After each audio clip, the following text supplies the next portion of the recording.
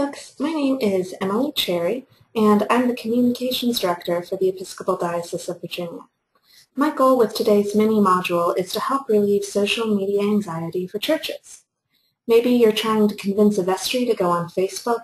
Maybe your church is on Facebook and you're interested in exploring other social media outlets but have some concerns. Maybe you have some reservations about safety and privacy issues. We're going to spend the next 8 minutes or so exploring these very valid concerns. I encourage you to watch this video and use it as a starting point to engage in conversation as a congregation.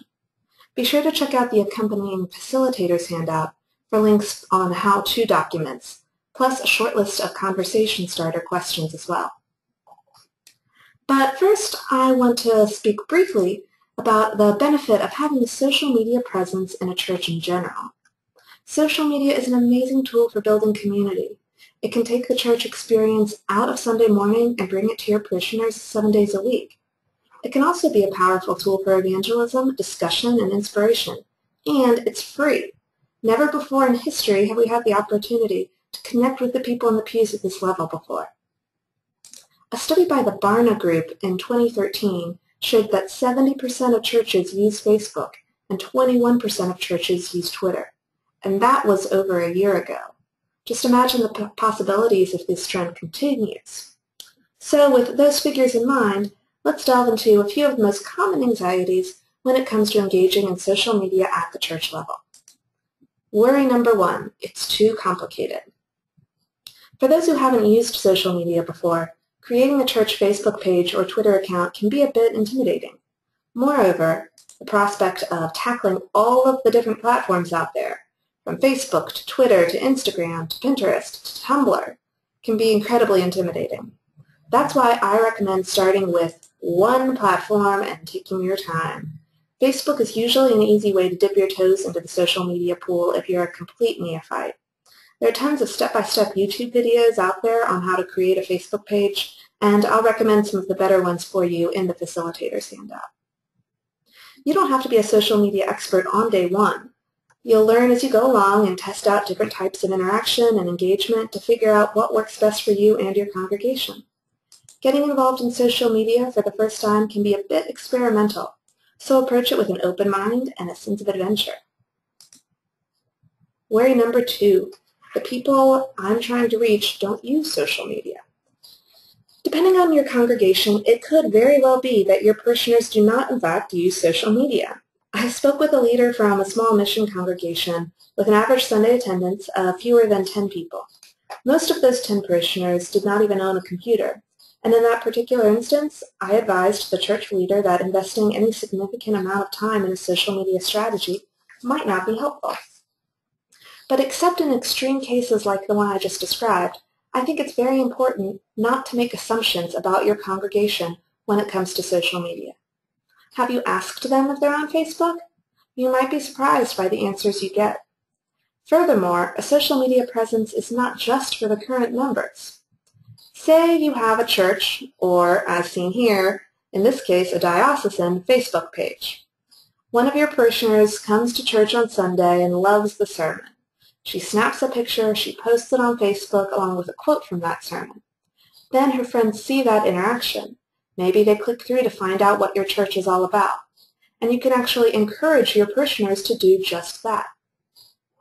The other thing to consider is that even if your parishioners might not be heavily involved now, they might have the potential to be involved in the future. If churches don't claim some social media presence now, they're losing out on potential opportunities in the years to come.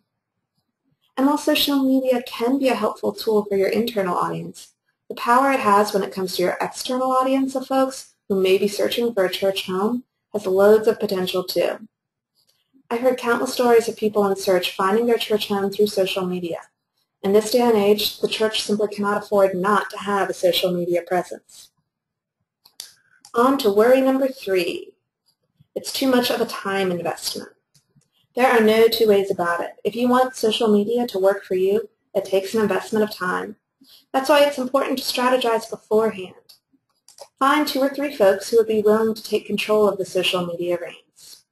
Divide up the duties. Say your parish administrator posts a photo about parish life a couple days a week, while your senior warden makes a post about an upcoming worship event on another day, and shoot for about 5 to 7 posts per week, remembering that you can take advantage of free tools to schedule your posts in advance. The idea here is to do a bit of work before you take the leap.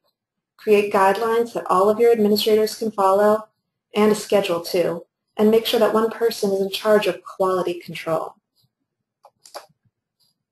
Worry number 4, social media will replace person-to-person interaction. The key here is to be intentional about not allowing social media to be a replacement for person-to-person interaction, but raising it up as a complement to that interaction. Maybe you do that by posing a question on Twitter, engaging in conversation online, and then referencing that conversation during a Sunday sermon. Or maybe you use a Facebook group as a weekly supplement to a monthly Bible study group that meets in person.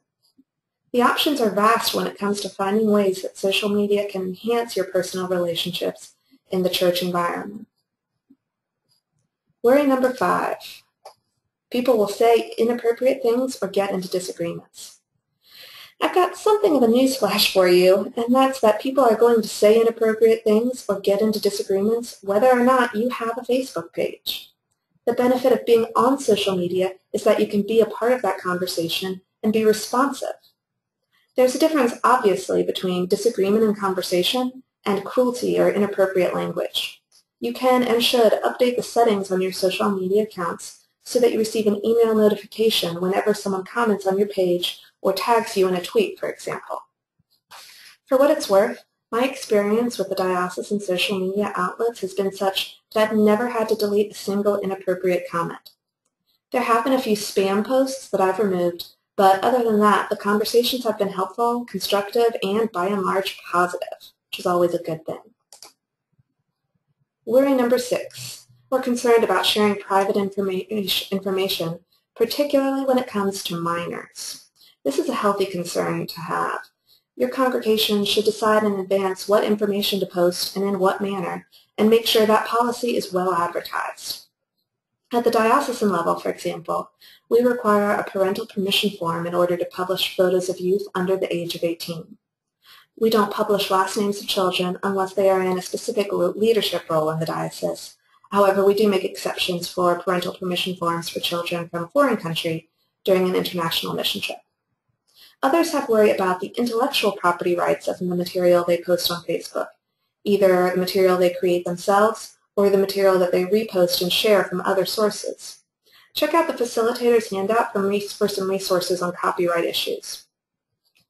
The key takeaway message I want to give you with all of these 6 concerns is that while it's a good idea to proceed with caution with social media, you need to proceed. It's an equally good idea to take the plunge and get involved at some level. And if you have any additional questions or concerns, you're always free to contact the Diocesan Communications Office. Thanks so much for joining me today.